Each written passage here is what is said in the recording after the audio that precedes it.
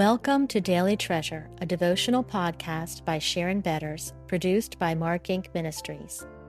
The title of today's Daily Treasure is Rise and Shine. Today's treasure is Arise, shine, for your light has come, and the glory of the Lord rises upon you.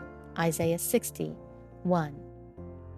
The word arise in today's treasure is the same one the prophetess Deborah used when she declared, "Village life ceased in Israel, until I, Deborah, arose a mother in Israel." Judges 5:7. In the Hebrew, arise can mean build, carry out, confirm, endure, establish, fulfill, raise up, restore, support. This sounds like life-giving encouragement to me. Rather than refusing to get involved in the chaos that permeated her village, Deborah took action that resulted in the restoration of peace. Deborah rose up, and in so doing she raised up, established, restored, and supported the people in her village. Deborah was a life giver. Do you recognize the fingerprints of encouragement in her actions? God calls each of us to go and do likewise, to be life givers who look around our villages, identify the needs, and rise up, not in our own strength, but in His, with purposeful actions in His name, trusting Him to accomplish His purposes. Deborah calls herself a mother in Israel. Each of us can be mothers, whether we have children or not. A mother is the bond of the family. Deborah mothered an entire nation. Her heart for her people united them in a way that gave them hope. Is God calling you to mother those in your circle of influence, your village? Deborah's obedience required dying to self, and out of that death came life. Israel experienced 40 years of peace. Remember, village life had ceased or was dying until Deborah arose. In rising, she also had to die to self. In dying, she was a life giver. Is God calling you to die to self today? Do you want to be a life giver in a dying situation? Giving life often requires death. Dying to self can happen in 1,000 little ways. Do you need to change your well-laid plans in order to spend the day with a despairing friend, an elderly parent, a moody teen? Does your husband need you to pour life into him rather than a friend? Where does your village need you to intentionally step in with the goal of helping turn hearts toward Jesus? Before you answer, pray and ask the Lord to enable you to be intentional in these decisions. Ask Him to give you specific scriptures you can share with your friend if it is appropriate.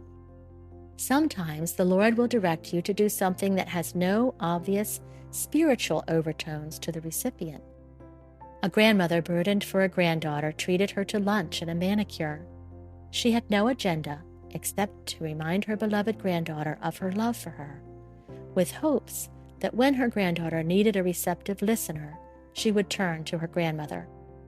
The grandmother often texts her granddaughter fun facts, pictures from previous fun days, and sometimes asks how she can pray for her.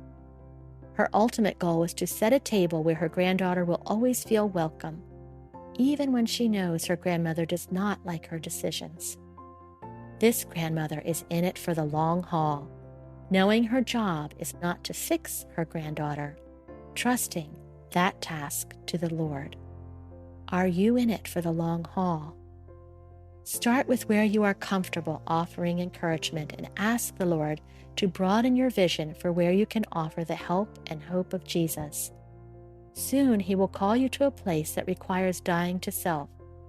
The grandmother in today's devotional dies to self every time she practices refraining from rebuking her granddaughter for her life choices. She dies to self when she refuses to remind her granddaughter that she wasn't raised this way.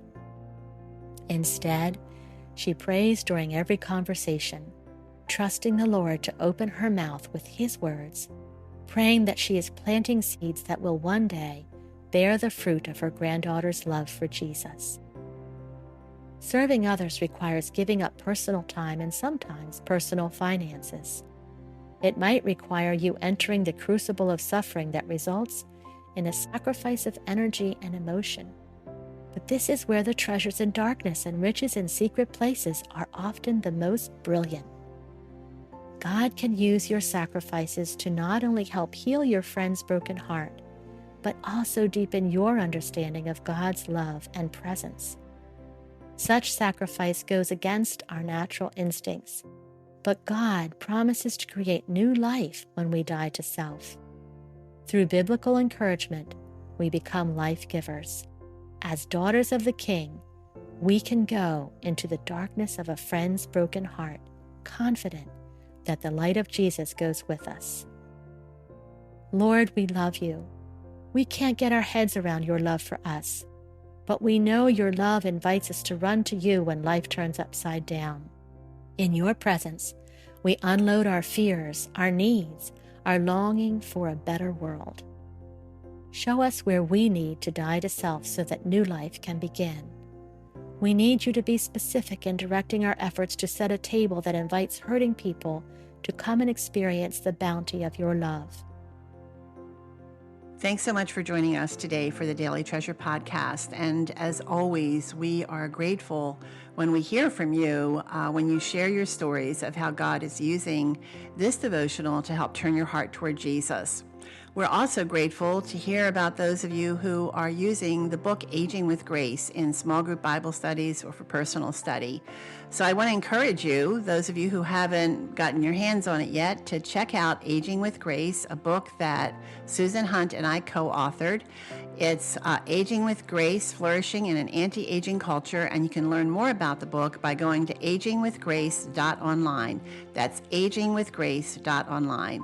Thanks again for joining us, and we look forward to being with you tomorrow.